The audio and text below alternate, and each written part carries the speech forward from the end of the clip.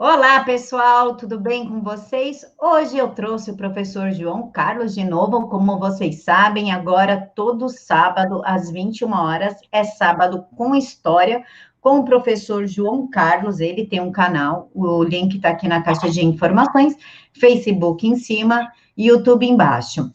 O que eu quero pedir para vocês, excepcionalmente hoje, é que não deem superchat, porque esta é uma entrevista gravada, porque o professor teve um compromisso inadiável, então nós estamos passando o vídeo como se fosse uma estreia, tá bom? Então, não deem superchat, assistam a aula, deixem aqui nos comentários dúvidas, que eu passo para o professor e o professor retorna a resposta. Professor, obrigada por aceitar fazer mais uma vez o quadro. Estamos juntos, prazer em estar aqui novamente e com um tema tão interessante. Obrigado pela oportunidade. Pessoal, hoje nós vamos falar sobre o nazifascismo, né? Essa coisa que a gente ouve direto, porque você é nazista, fascista, nazifascista, não sei o quê. Vamos entender o que é isso. Professor, o que é o nazifascismo? Então, todos os historiadores são categóricos em dizer que o nazifascismo, a gente vai falar das origens dele, mas definindo o nazifascismo, são movimentos políticos em que o Estado ele domina todas as funções sociais, inclusive ele arregimenta o indivíduo. O indivíduo diminui e o Estado cresce. Então, o Estado domina. É tudo pelo Estado, nada contra o Estado e tudo, ou melhor, nada fora o Estado. Então, o Estado totalitário, tá? Então, para a gente falar de fascismo, a gente tem que buscar as suas origens, certo? Então, a gente vai remontar um pouquinho rapidamente, falar da Revolução Francesa, que a Revolução Francesa é a mãe de todos os totalitarismos, né? A Revolução Francesa, com a sua ideia de massificação popular, ela criou todo um ambiente revolucionário, tá? Que busca a implantação de ideias que levem a sociedade a uma convulsão social e que leve à revolução. Então, lá na Revolução Francesa estão as raízes dos regimes totalitários, como o fascismo e o nazismo, certo? Mas daí a gente vai trazer para o século XX. Século XX é um século que acontece grandes mudanças, né? A gente tem aí uma grande quantidade de políticas surgindo no final do século XIX, que é o neocolonialismo, o colonialismo, né? Que a Europa estava buscando o mercado consumidor, mercado de matérias-primas, e por isso eles começam a dominar áreas do mundo, né? Principalmente os países europeus. Essa disputa colonial, imperialista colonial, dá origem à Primeira Guerra Mundial. Então, para entender esses regimes totalitários do século XX, a gente tem que entender que tudo teve um princípio. E esse princípio se deu na Primeira Guerra Mundial. A Primeira Guerra Mundial, a gente tem dois grupos fortes lutando de lados contrários. A gente tem a Tríplice Aliança, né, formada pelo Império Alemão, o Império Austro-Húngaro e o Império Turco-Otomano, certo? E nós temos a Tríplice Entente, que é a Inglaterra, a França, ou melhor, a Inglaterra, a França e a Rússia, que era o Império, a Rússia também, tá? Então a gente tem aí três grandes potências imperialistas do final do século XIX, querendo dominar partes do mundo, e uma série de acontecimentos faz gerar a Primeira Guerra Mundial. A Primeira Guerra Mundial, a gente tem uma série de mudanças a partir de 1917. A gente não pode esquecer que a Rússia ela abandona a guerra porque a gente tem lá a Revolução Comunista acontecendo, que vai durar até 1922, e a gente tem lá um princípio de partido menchevique e o partido bolchevique. Quem ganha a Revolução Russa é o partido bolchevique, e instala o comunismo e cria a União das Repúblicas Socialistas Soviéticas. Porém, a Europa Central, depois que acaba a Primeira Guerra Mundial, ela se afunda numa crise econômica. A França destruída, a Itália com problemas econômicos, a Alemanha foi totalmente humilhada no final da Primeira Guerra Mundial e também mergulha num caos social e econômico. Então, a tendência dessa região da Europa Central é o povo sofrer uma pobreza extrema.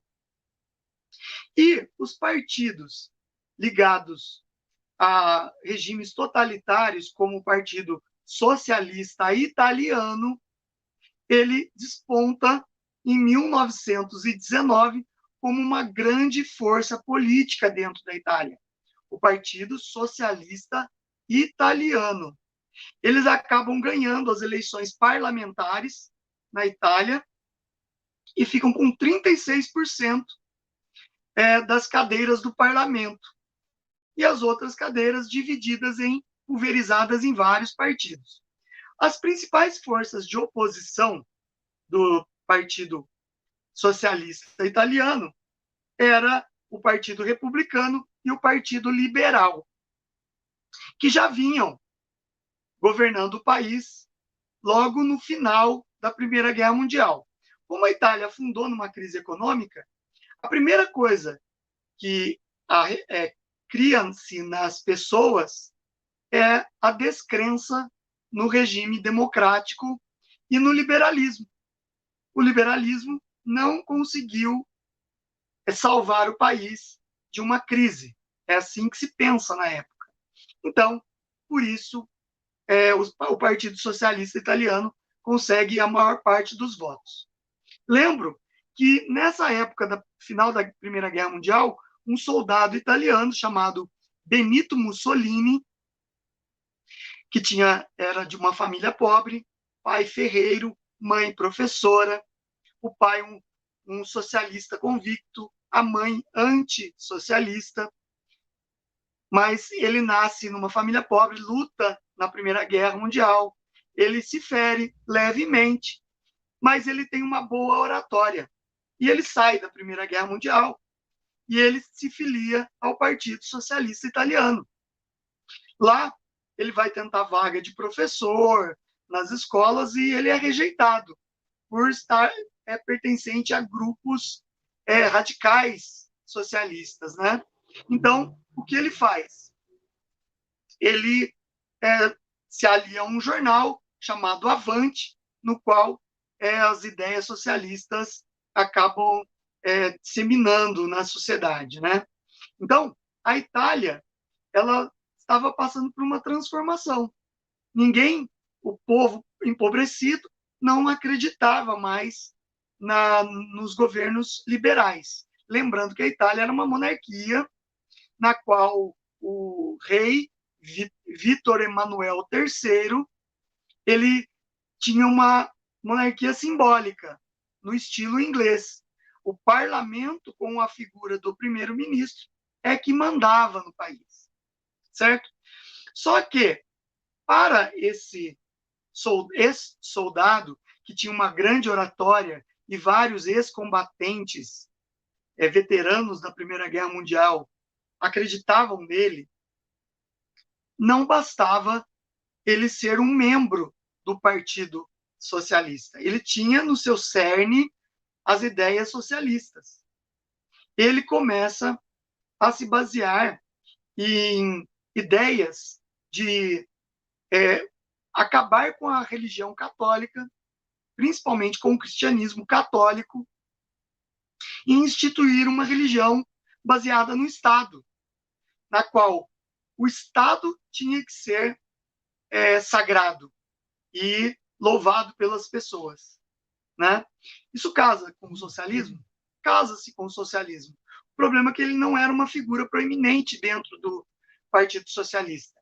Então, ele vai romper com o socialismo nesse período de reestruturação do país, nas eleições de 1919, e ele funda um grupo chamado Face Italiani de Combatimento.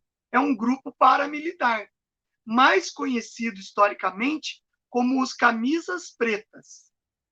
Uma coincidência eu estar de camisa preta, tá, gente? Não sou fascista, não. Mas, então, ele funda esse grupo paramilitar e rompe com o socialismo. Ele rompe e ele dá o nome desse movimento de fascismo. Qual era o ideário do fascismo? Ideário filosófico do fascismo. Eles se baseavam na ideia de um filósofo italiano chamado Giovanni, o nome dele é Giovanni, deixa eu ver o nome aqui. Eu vou lembrar do nome, eu já falo para vocês. Então, é Giovanni, ele se baseia nesse filósofo, e esse filósofo tem todo o ideário fascista, de uma religião baseada no Estado, e na figura de um líder central, que ele tem todo o poder nas suas mãos, e ele tem que ser louvado pela população. Certo? Então, nesse ínterim, o Benito Mussolini ele acaba se destacando como grande líder. E essa sociedade paramilitar dele se aproveita do ambiente de pobreza social da Itália e ele consegue arregimentar um grande exército de desempregados, ex-soldados, ex-oficiais do exército que tinham lutado na Primeira Guerra Mundial e que estavam armados, e ele forma um grande exército de camisas pretas chamados de face de combatimento. Ele começa a ganhar notoriedade. A classe média italiana, ela se divide, porque ela tem medo das ideias socialistas que ganharam a eleição de 1919 e vê no movimento fascista talvez uma solução. Eles cometem um erro estratégico de financiar esses grupos paramilitares para acabar enfraquecendo o socialismo, certo? Então, em 1919, no final de 1919, o Benito Mussolini transforma o seu grupo paramilitar no Partido Fascista Italiano, certo?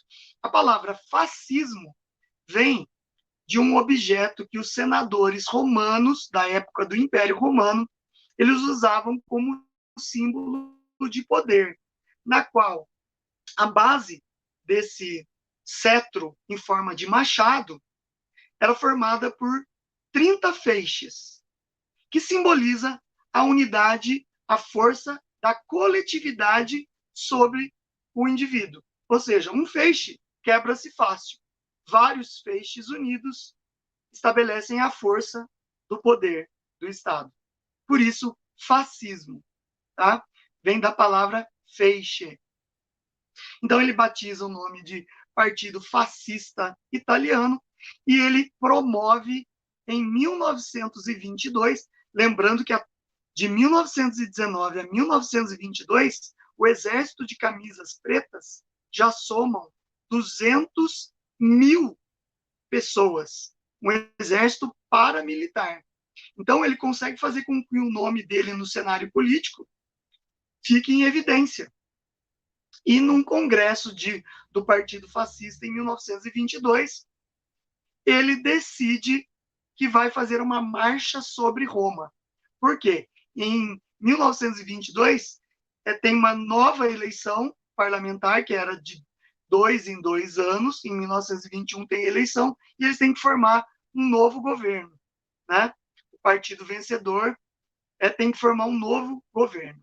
O Partido Fascista, em 1922, já consegue um grande número de cadeiras no parlamento. E ele quer fazer parte do governo, do gabinete do primeiro-ministro.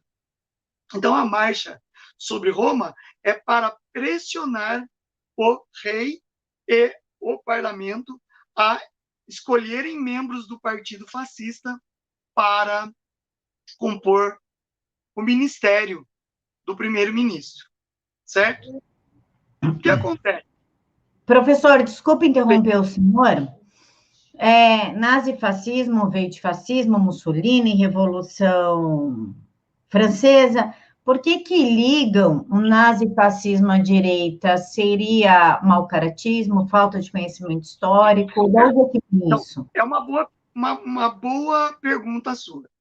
Ligam o fascismo à direita porque nesta época de transformação na Europa, pós-guerra, em que a pobreza estava muito grande e os partidos socialistas estavam ganhando adeptos como uma solução ao liberalismo, o fascismo ele acaba se opondo ao comunismo e aos partidos socialistas. Então, na teoria da época, o fascismo era anticomunista. Só que o modus operandi do fascismo era idêntico aos partidos comunistas, né? Partido único, um líder totalitário e tudo pertencente ao Estado. Não é idêntico ao comunismo, às ditaduras comunistas? Então, a falta de estudo, hoje, vamos trazer para o século XXI, as pessoas costumam jogar esse rótulo de fascista para a direita por aproveitar-se do desconhecimento histórico das raízes do fascismo. Porque o fascismo tem sua raiz no comunismo. O próprio Benito Mussolini iniciou sua carreira política dentro do Partido Socialista Italiano, certo? Então, o fascismo é um desdobramento das ideias comunistas, certo? Então, eu espero ter respondido essa questão. Nos dias que se passaram, em 1922, os camisas negras marcharam sobre Roma. É o famoso fato chamado a Marcha sobre Roma. E daí, com essa pressão e a vontade dos membros da monarquia italiana e da alta burguesia italiana em controlar e limitar o poder do Partido Socialista, e acreditando que depois poderiam controlar Mussolini e o seu exército de camisas pretas, o que eles fazem? Eles escolhem como primeiro-ministro o Benito Mussolini em 1922, congraçando, então, o partido fascista como o partido hegemônico dentro da Itália. E daí, de 1922 a 1925, o Mussolini implanta na Itália o seu regime de terror. Porque daí ele começa a instalar toda a sua ideologia fascista baseada no totalitarismo, tá? E usando muito dos métodos que Lenin tinha usado na Rússia durante a Revolução Russa, tá? Então, o que ele faz? Ele vai perseguir todos os opositores do regime, prender, matar e exilar. Os sindicatos, que eram muito fortes na Itália e estavam na mão dos socialistas, ele vai destituir os líderes, prender os líderes e cooptar os sindicatos para o partido fascista. Não contente com isso, ele elimina todos os partidos, cria-se leis, né, que extinguem os partidos e só existe um partido único controlado pelo Estado, que é o Partido Fascista Italiano. Tá? Então, a noção de partido e governo se entrelaçam. Tá? partido, ele passa a ficar membro do Estado e Estado formado pelo partido. Os dois se alinham perfeitamente, certo? A figura, a partir de 1925, passa a ser única. Ele destitui o rei, acaba com a monarquia italiana e se intitula líder único, sob o título de Il Duce, ou o líder, o grande líder, certo?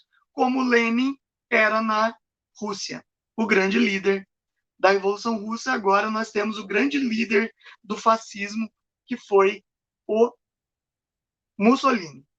Daí ele começa a implementar na Itália toda a ideologia fascista de uma sociedade sem classes, em que tudo era para o Estado. O indivíduo, ele perde a noção de individualidade e passa a ter a noção de povo.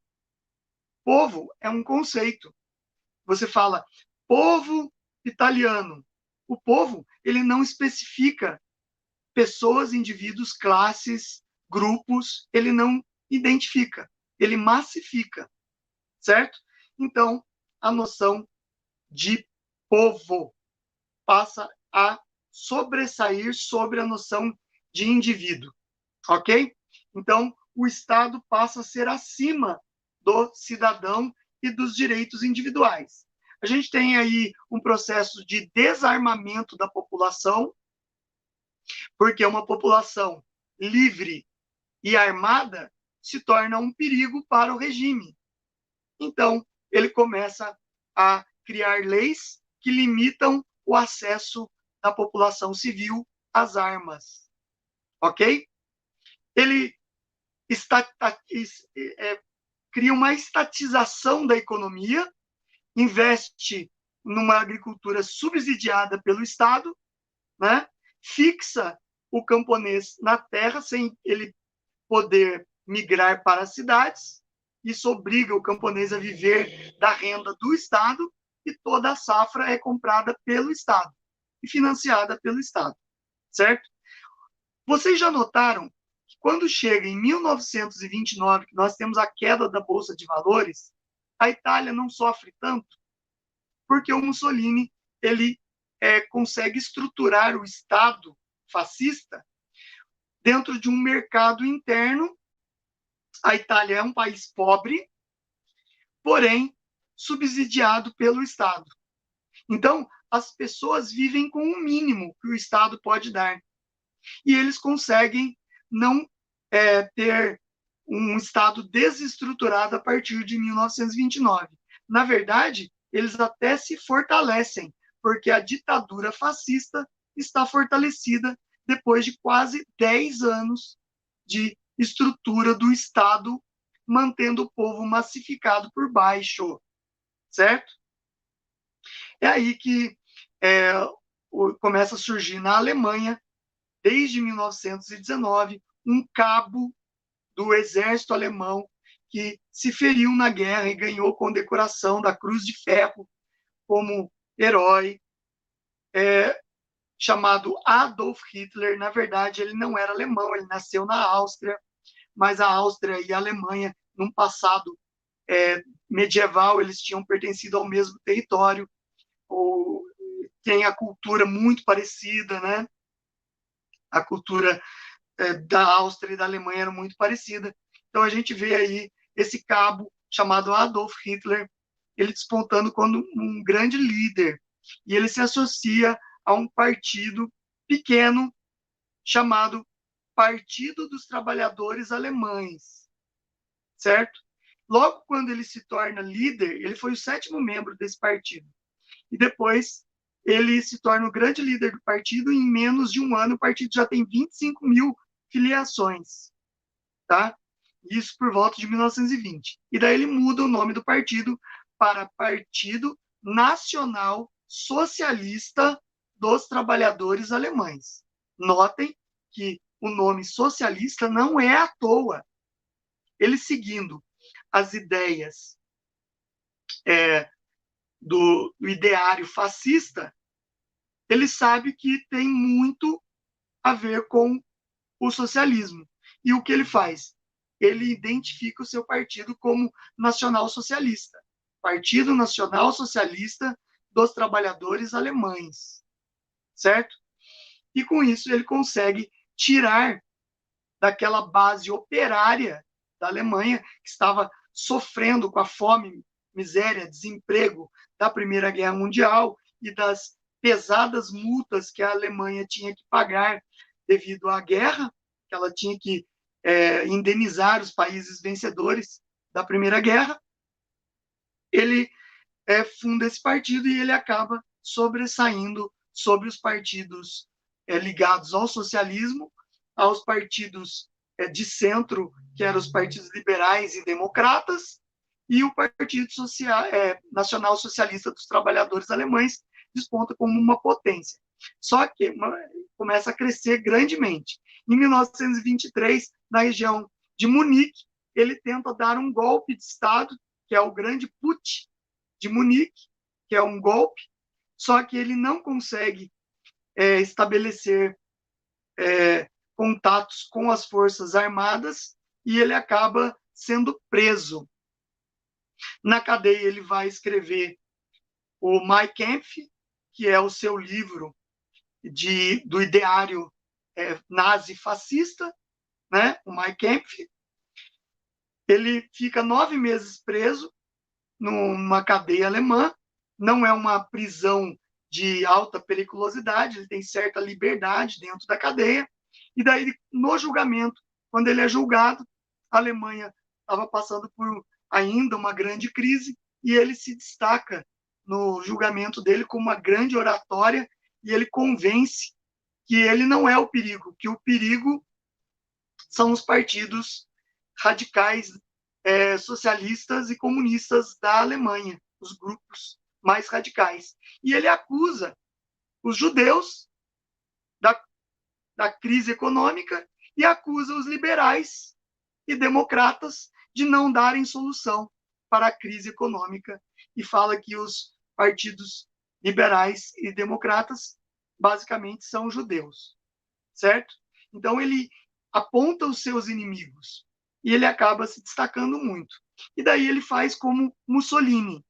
Ele pega o exemplo de Mussolini e cria uma guarda armada paramilitar chamada SA, que na tradução do alemão para o português significa sessões de assalto, na qual ele comete violências contra judeus, opositores do nazismo e acaba entrando em choque contra os partidos socialistas comunistas da Alemanha.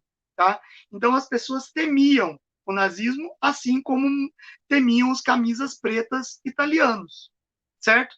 E a defesa do nazismo era uma sociedade totalmente voltada para o Estado e o indivíduo perder a sua noção de cidadania. O Estado era dono da cidadania da pessoa e não a pessoa tinha sua liberdade individual. Ok? Então a gente tem aí 2 regimes despontando na Europa Central como regimes totalitários que se diziam em oposição à democracia liberal e, por outro lado, em oposição ao socialismo-comunismo. Professor, antes do senhor continuar, me tira uma dúvida. O desarmamento foi promovido pelo Mussolini ou já ocorria antes? Então, a Itália, depois da Primeira Guerra Mundial, ela não desmobilizou a sua população civil. Ela não desarmou a população civil. Acabou a Primeira Guerra Mundial, as armas eram muito comuns na Itália. Por quê? Pobreza, miséria, saque. A população civil tinha o direito de se defender, certo? Então, vários ex-soldados levaram suas armas consigo, certo? Por isso, a formação de grupos paramilitares armados era muito fácil de ter, o Mussolini se aproveitou muito disso, certo? Então, esse desarmamento ele vai surgir com o regime totalitário. Naquele regime liberal democrata que existia antes de 1919, as armas eram comuns. Existiam leis que davam o direito do cidadão se armar. Existiam clubes de caça em que a pessoa tinha o direito de ter armas de caça, certo? Depois que se instala os regimes totalitários na Alemanha, primeiro na Itália e depois na Alemanha, há um desarmamento da população. A população tem que ser desarmada, porque senão o ideário fascista, nazista, não pode ser instalado. E se a população resolve reagir, não aceita a imposição de leis duras, de perseguição aos opositores, e combatem esses exércitos paramilitares do fascismo e do nazismo. Então, foi criado todo um processo judiciário para eliminar as armas da mão do cidadão comum. A ideia de direito de defesa pessoal é totalmente extinguida durante esse período. As leis protegem o Estado e as suas organizações militares e paramilitares. Nunca vai permitir com que o cidadão se arme, ok? A gente vê, então, o fascismo italiano e o nazismo alemão despontando. Só que aí que está, o fascismo ele acaba ganhando adeptos em várias regiões da Europa. A Áustria tinha o partido nazista, baseada no nazismo e no fascismo, até o comandante do partido nazista, nazifascista austríaco, ele se chamava Schuschnigg, e ele era um defensor das ideias de Mussolini e de Hitler. Na Inglaterra existem registros históricos que tentou-se criar grupos fascistas dentro da Inglaterra. Em outros países da Europa, na Bélgica, surgiram grupos ligados ao fascismo. No Brasil, nós tivemos o integralismo, que era um grupo fascista, que até tinha simpatia de Getúlio Vargas. Então, para vocês verem que o ideário fascista ele acaba se espalhando, né? Uma outra coisa que tem que ficar muito clara aqui. Em que momento histórico o fascismo de Mussolini se aliou ao nazismo de Hitler? Até então, os dois têm a mesma fonte, que é o regime totalitário, que bebem dessa fonte o comunismo, o fascismo e o nazismo. O mesmo modo operandi, os modos operantes. Mas em que momento eles se uniram? Nós temos a Guerra Civil Espanhola em 1936. O Hitler já tinha se estabelecido em 1936 como líder único da Alemanha, certo? Depois que ele foi escolhido como primeiro-ministro em 1932, logo ele se estabelece como líder único, ganha o nome de Führer, líder, e o Duce na Itália, Führer na Alemanha. E ele, a gente tem aí a Guerra Civil Espanhola, que era um regime fascista, comandada pelo general Francisco Franco, lutando contra os republicanos na Espanha. Aí que há a aproximação de Mussolini e do Hitler, porque os dois vão ajudar o regime de Franco. Eles vão mandar tropas. Na verdade, a Guerra Civil Espanhola vai ser um grande laboratório das forças armadas alemã e italiana. Os alemães testando a sua Luftwaffe nos bombardeios dentro da Espanha contra os republicanos que lutavam contra o fascismo do Francisco Franco. Com isso, nós temos, então, a união dos dois. Os dois se unem para juntar força para defender o exército do Francisco Franco. E conseguem a Revolução, a Guerra Civil Espanhola, ela consegue estabelecer Franco como o grande ditador fascista da Espanha. Lembrando que em Portugal nós temos também o Antônio Salazar, que também era um líder fascista e estabeleceu uma ditadura que foi até 1974 e só acabou com a Revolução dos Cravos lá em Portugal, certo? Então, a Europa estava dividida. Nós temos regimes democráticos na França, republicanos democráticos, liberais na França e na Inglaterra. Por outro lado, você tem regimes fascistas ocupando o poder. Portugal, Espanha, Alemanha e Itália. E o comunismo nas repúblicas da União das Repúblicas Socialistas Soviéticas. Tá? O mundo passava um período entre guerras que vai de 1919 até 1939, na qual imperava aquela ideia de a paz a qualquer custo. Eles não queriam sofrer novamente com guerras, como foi a Primeira Guerra Mundial, que foi traumática, que afundou o mundo no precipício econômico, social, né? A crise de 29, que derrubou tudo também e levou toda a Europa Central à pobreza, permitindo que regimes fascistas brotassem pela Europa. Então, eles não queriam mais a guerra. Então, a gente tem uma paz armada. Nós temos um embrião da ONU, formado em 1919, chamado de Sociedade das Nações. A Sociedade das Nações funcionava como é a ONU hoje. Ou seja, as nações se reuniam e delegavam o que deveria ser feito. Né?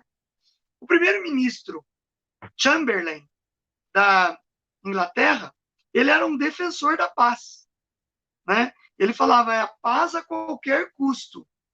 Deladier, que era o primeiro-ministro da França, também defendia a paz a qualquer custo. Os regimes fascistas se aproveitaram disso e começaram aquela ideia de expansionismo. Tá? O nazismo alemão defendia a grande Alemanha, ou seja, voltar àquele ideário do Sacro Império Romano-Germânico de tomar territórios de cultura alemã, que faziam fronteira com a Alemanha, com a justificativa de ter mais campos de trabalho para a agricultura e reunir a grandeza do antigo império, do Sacro Império Romano-Germânico. E a Itália, com aquele ideário do Império Romano Antigo, do grande império estendido romano, né? E eles começam a reivindicar territórios na África, no caso a Itália. Eles invadem a Etiópia em 1900, por volta de 1935, eles invadem a Etiópia. O rei etíope Haile Selassie vai na tribuna da Sociedade das Nações e denuncia 6 meses de combate italiano e pede ajuda, o apoio das nações livres contra o fascismo italiano, que estava com essa ideia imperialista na Itália, na África. A ideia da paz armada, né, a paz a qualquer custo, faz com que as grandes nações votem pela paz e reconhecem a Itália como dona do território da Etiópia. Logo, Mussolini, além de possuir a Etiópia, já toma a Eritreia também, que é aquela região no mapa que é identificada como grande chifre italiano, ou melhor, africano. Né? E eles tomam a Eritreia e a Etiópia, com a condescendência dos países democráticos liberais, como Inglaterra e França. Hitler começa a sua política de expansão e, em 1936, ele toma a Áustria, sem disparar um tiro. Os austríacos recebem o exército alemão sobre aplausos, porque vem o sucesso do fascismo que tira a Alemanha daquela pobreza gerada pela guerra e pela crise de 29.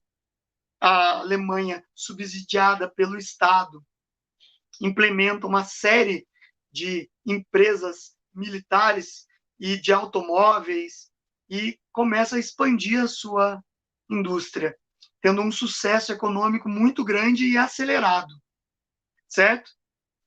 Então, ele invade a Áustria se dobra ao nazismo, aceita o comando do seu líder, que era de origem austríaca, certo?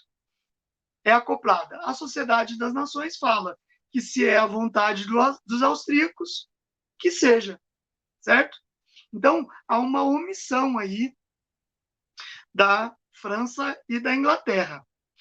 Em 1936 ainda, Hitler fala que existe uma região dentro da Tchecoslováquia que faz fronteira com a Alemanha, que representa 1/3 da Tchecoslováquia, chamada de Sudetos, na qual, no passado, existia população alemã ali. E ele fala, é preciso nós tomarmos os Sudetos para reunir de novo esse povo alemão ao seu território original.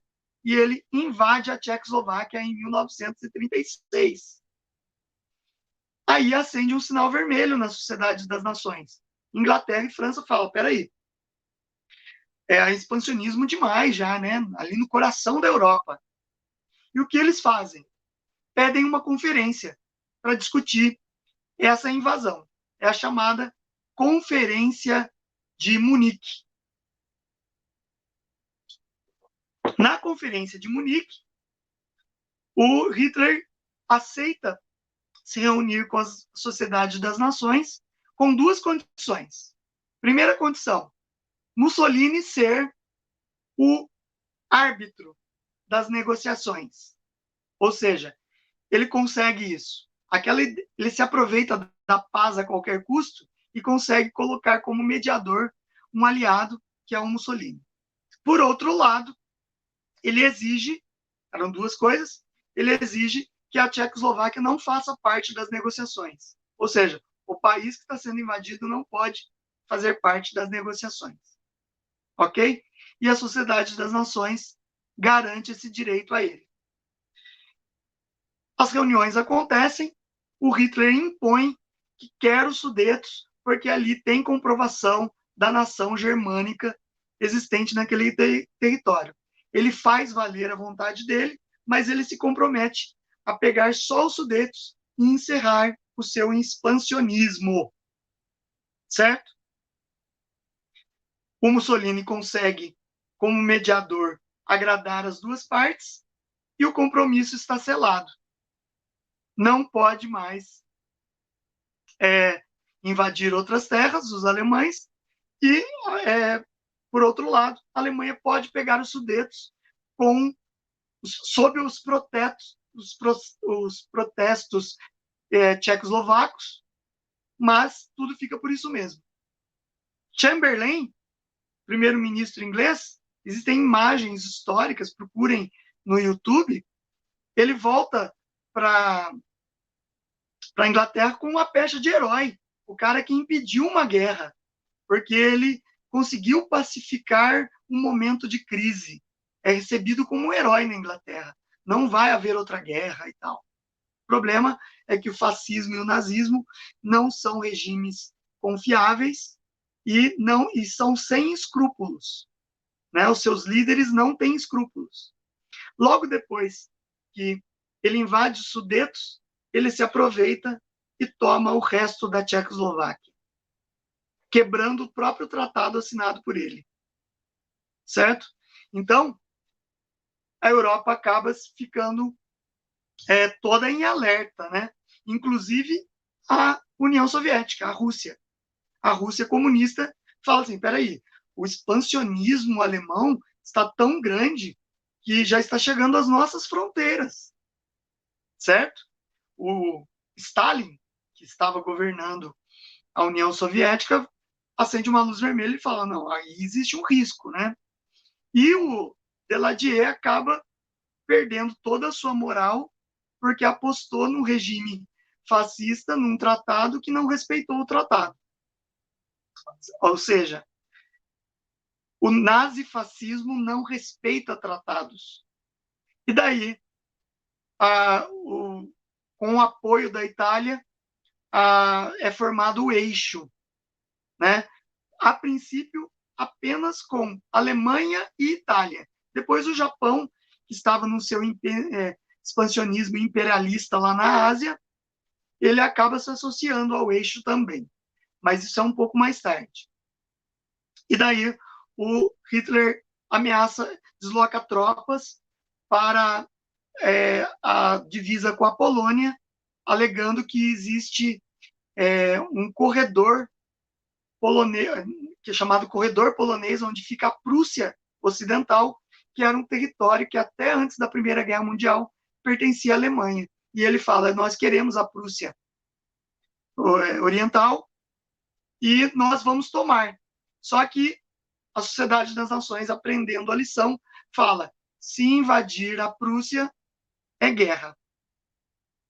Certo? A Europa fica num impasse.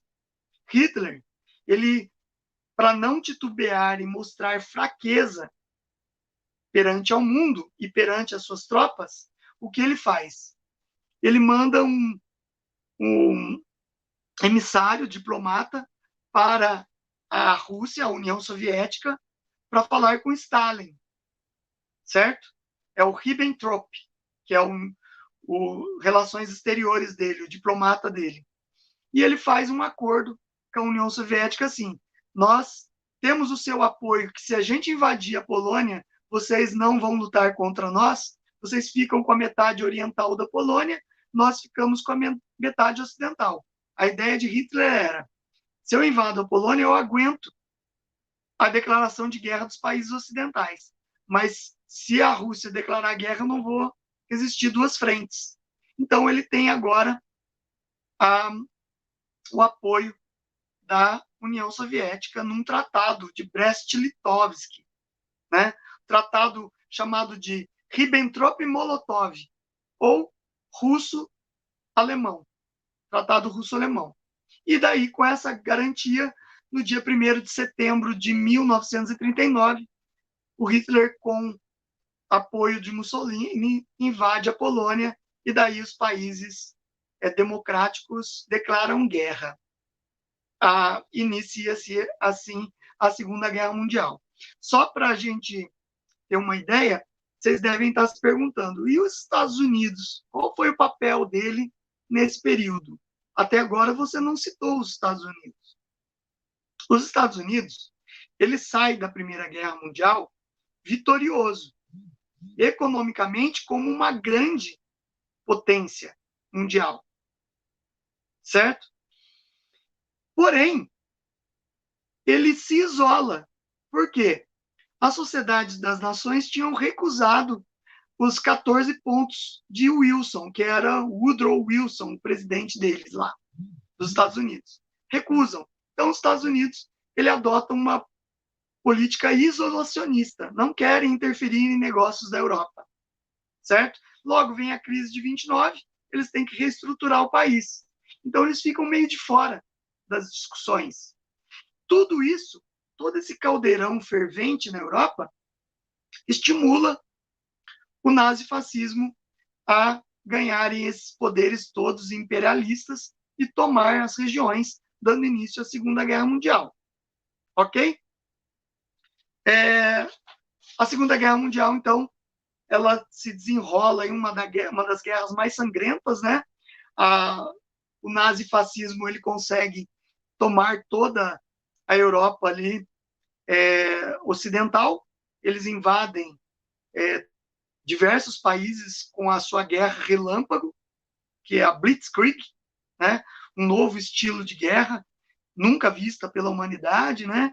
Eles usam maciçamente e combinadamente recursos aéreos, recursos de artilharia e recursos de infantaria para invadir territórios, né? A gente já sabe o final. Até 1943, os Estados Unidos não entram na guerra. Ele é atacado em 1941 pelo Japão, que fazia parte do eixo, e daí ele decide entrar na guerra. Ele leva 3 anos treinando tropas, e só em 1944, no desembarque da Normandia, é que você tem uma reação ocidental contra o nazifascismo na Europa, que foi vitoriosa essa reação, e pelo lado leste, o leste europeu, a Rússia, a União Soviética, que estava aliada aos Estados Unidos, e a Inglaterra, acabam também seguindo com a sua frente leste para tomar Berlim, né?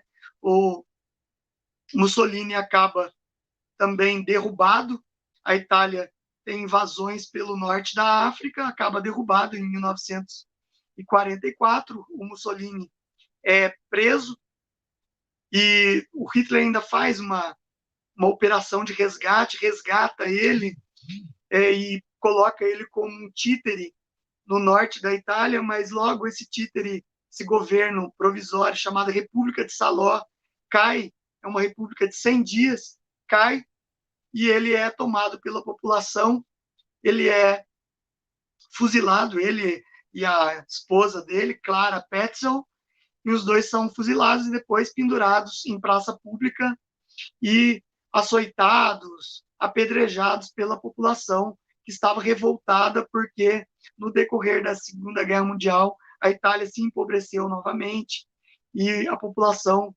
passou todo tipo de miséria e fome para manter a megalomania desse líder fascista.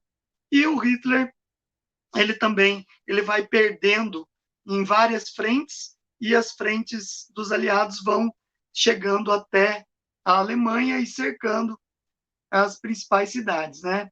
Berlim, a capital, Hitler se esconde nos bunkers lá e acaba cometendo suicídio no bunker de Berlim, depois que a União Soviética invade a cidade e acontece daí o domínio soviético sobre o lado leste da cidade de Berlim, e os países libertados do nazismo no leste europeu acabam dominados pela União Soviética, certo?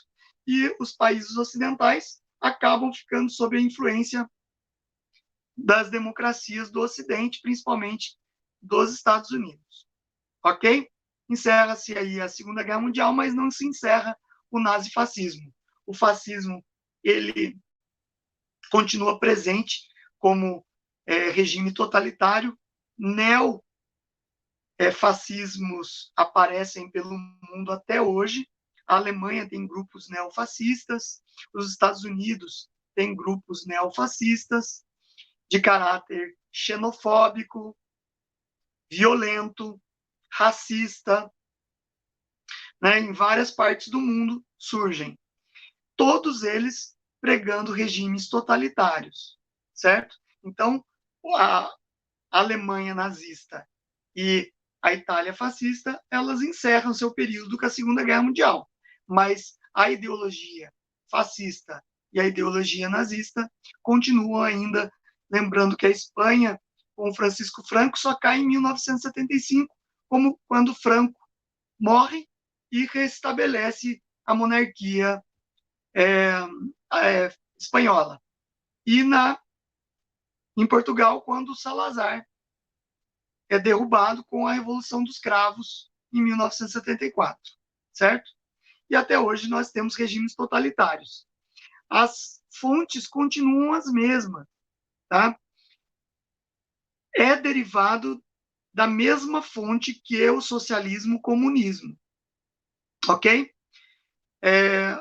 Nós temos ainda, é 1 hora de live, né? Camila, quer deixar alguma pergunta, Camila? Agora abrir para alguma pergunta sua sobre o tema?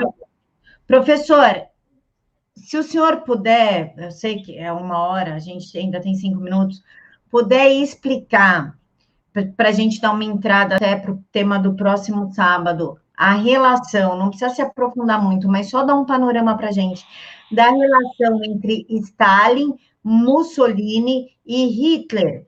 Porque Hitler tinha um pacto com Stalin, ele traiu esse pacto, envolveu o Churchill, que prejudicou Mussolini. O senhor pode só dar um panorama para a gente?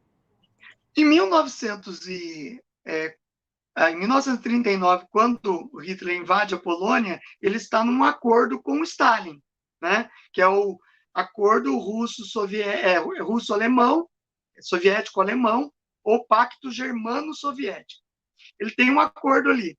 Mas logo, no decorrer da Segunda Guerra Mundial, em 1943, o Hitler invade a União Soviética e rompe esse tratado, que faz com que Stalin se alie a Churchill e a Roosevelt, certo? Então, até 1943, Hitler e Stalin estavam unidos no período da Segunda Guerra Mundial. Os soviéticos dominaram metade da Polônia. Nós temos aí um massacre cometido por tropas soviéticas no leste da Polônia, chamado Massacre de Katyn. Pouca gente conhece, porque depois que se instalou o regime soviético na Polônia, toda a documentação foi destruída depois que se libertou esses países do leste europeu. Agora, sobreviventes daquela época renasceram com essa história, trouxeram registros dessa história, né? Eles massacraram a população do leste da Polônia, enquanto que os nazistas massacravam a população ocidental da Polônia nessa invasão. Então, a relação Roosevelt-Churchill era opositora a Hitler, Mussolini e Stalin, a princípio. Até que, em 1943, o nazifascismo invade a União Soviética, rompendo o tratado com Stalin, e daí Stalin não tinha outra opção a não ser se aliar às democracias ocidentais, certo? O que faz que depois da Segunda Guerra Mundial, quando encerra a Segunda Guerra Mundial, que você tem a desnazificação da Europa, é instalado o Tribunal de Nuremberg, que você vai julgar para o mundo inteiro ver um tribunal internacional formado principalmente pelos vencedores, né? Americanos, ingleses, franceses e soviéticos, julgar os ex-líderes fascistas, nazistas, que continuaram vivos e depois foram julgados, alguns condenados à morte. No caso, o último nazista preso no Tribunal de Nuremberg, na prisão de Spandau, que foi uma prisão construída para prender os condenados que não foram enforcados, né, que não foram condenados à morte. O último morreu em 1976. E daí essa prisão foi demolida para não virar lugar de culto dos neofascistas ou neonazistas. Certo? Eu respondi, Camila? Ficou mais alguma dúvida? Não, professor, tá ótimo. Muito obrigada pelo seu tempo. Pessoal, o Twitter do professor tá aqui embaixo. Aqui embaixo no YouTube, aqui em cima no Facebook. Entrem no Twitter dele e deixem qual tema que vocês querem. Então, para o dia 20, e não é mais 20, sábado que vem, é dia 30. Para o dia 30. Isso. Para a gente poder, aí sim, fazer ao vivaço com vocês, para vocês perguntarem tudo aí ao vivo, tá bom? É só nesse... Camila, desculpa. Oi. Desculpa interromper, só eu fiquei devendo para o pessoal da live o nome do ideólogo do fascismo, que é Giovanni Gentili, tá? O ideólogo, filósofo do fascismo chama-se Giovanni Gentili. Ele que criou todo o ideário fascista baseado nas ideias comunistas. Ok? Foi o braço direito do Mussolini, né? Isso, foi quando Mussolini virou ditador na Itália, ele virou ministro da Educação. Maravilha. Na Itália. Que maravilha. Giovanni Gentili. Ah, pessoal, o texto da aula tá aqui na caixa de informações, tá bom? Aqui em cima e embaixo. Então é isso, pessoal. Twitter do professor, escolham o próximo tema, que no sábado, dia 30, faremos em live para vocês poderem perguntar ao vivaço. Um beijo no coração de todos, fiquem com Deus. Muito obrigada, professor. Obrigado a você, obrigado ao público que está assistindo. Os temas são muito complexos para a gente tratar em 1 hora, mas a gente tenta passar as ideias principais, tá? Às vezes vocês podem falar, nossa, o professor esqueceu de falar alguma coisa, mas é porque o tempo luta contra nós. 1 hora só para tratar de um tema tão complexo. Mas vale a pena vocês se aprofundarem, tá? Qualquer coisa, deixem as dúvidas no meu canal, lá, nos vídeos, na comunidade, que eu vou respondendo. Eu agradeço muito, Camila. Um abraço.